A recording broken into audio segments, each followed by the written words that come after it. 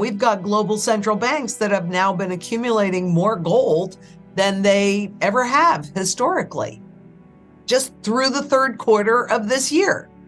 What do they know? Well, first of all, gold is the primary currency metal. And when they do the overnight resets, this is what they reset it against. And though both gold and silver are used in every single aspect of the global economy, silver is more manufacturing and industrial. Gold is more monetary. So there is a difference. For me personally, I use silver for barterability because, this is an ounce of silver and it's just easy to buy with a tank of gas, etc. And also historically, yes, they have different functions. So that's what I like silver for, is my barterable part of my portfolio. Gold, on the other hand, is my wealth preservation. It's also for positioning to take advantage of the opportunities that always present in a crisis. And it's also for legacy building. So there are absolutely different functions. And I think that and then there's different kinds of silver and there's different kinds of gold, even inside of those categories. It's not blanket. What I see happening is, obviously a rising gold price is an indication of a failing currency. And so using spot gold, which is never referred to as spot gold, it's just referred to as gold. It's not gold, it's a contract. Cheap, easy to manipulate. They can create as much gold and silver that do not nor ever will exist as they want to. And it's never about the physical. But what's been actually happening is there has been a decoupling between the spot market, which is, it's still a better performer than any other asset this year, pretty much. But the spot market versus the physical market, where we are seeing premiums expand on the lower, more base quality gold and certainly silver. And on the collectibles, which is what I personally buy. I don't buy bullion because they've been covertly confiscating it from you your whole life. Kind of hard to imagine at the very end they're going to go, you get to keep that maybe they will. I can't say one way or the other, but I kind of like a what if I'm right or what if I'm wrong, right?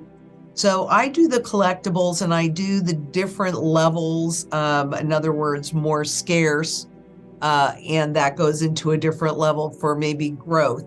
One with higher populations might be more about taking care of a mortgage, etc.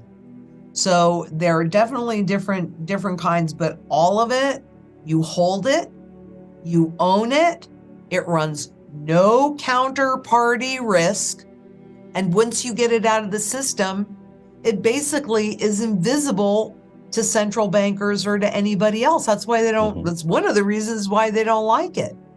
So we have a strategy that I actually developed when I was doing all my studies on currencies and currency life cycles. It's just based on repeatable patterns. It's simple because, look, I can't guarantee what's going to happen tomorrow. That's outside of my control. But I kind of feel like if something's happened the same way 100% of the time and you're doing the same thing, well, I don't think this time is different. I think you are more likely to get the same kind of result. And when all confidence in this Ponzi scheme is gone, they will do, I don't know how many overnight resets, but they will do overnight resets. And they will do it against this because this is all intrinsic value. The other thing that I want to point out, when you are going into any kind of battle, would you rather have one little instrument or would you like a whole arsenal behind you? I bring that up because any of the fiat money products, the derivatives, the dollars, the stocks, the bonds, okay, basically, even though we've been taught that it's diversified, they're all dollar-based. It's not diversified. and it's used in one place, and that's the financial area. Whereas with both gold and silver, they are used in every single sector of the global economy.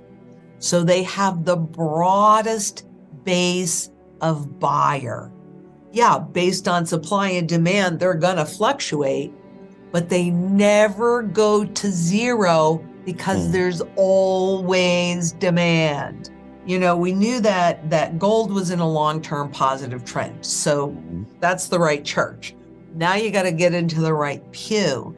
And again, it's hard for me to imagine after they've been confiscating my wealth since 1954 that they're going to suddenly stop at the end. Right. So when I'm making choices, you know, it's always, I want to look and see what are the big kahunas, what are the big players doing for themselves? So I like to look at the rarity index. And the rarity index, I mean, those coins in there, you know, you might have a coin, 1 ounce of gold for like $8 million or more, 15 million. Now, who can afford that? Only the 1%, right? And these are also the people that either write the rules or have the ability to influence those that write the rules, but they are more in the know typically of what is going on than the normal Joe on the street. So if you look at the graphs on that, what you're going to see is a huge breakout in the really rarities. So that means that, what that means is that very, very wealthy people are buying in big, because it's really a huge breakout. On the lower level stuff, that's more what like you and I would buy, there has been a breakout. That breakout is growing, but it just recently started. So the smart money was already there. And so, yes, I do think it's going to continue because the big money, that's where they're going. And where else are you going to go? I mean, honestly, they are the same thing. And so when you're looking at what those premiums are, they're not as low as they were. You know, 4 years ago, you were probably buying it at pretty much the most compressed that they were historically, right? So that's why you did so well. But that premium is growing. The biggest reason, I mean, so that's one of it. And that's one of the reasons. And you're looking at things that are super rare. Even in the common dates, compared to how many bullion coins they mint, they're still super rare. Yes. And it's always, it's a true demand and supply market, you know, but honestly, the biggest reason, it's not even the taxable, because all good citizens should always pay all taxes that are due, though these are not reportable, so you get to choose how you want to handle it. But it really is about a potential confiscation. It's not like it hasn't happened in this country more than once. Last time was 33.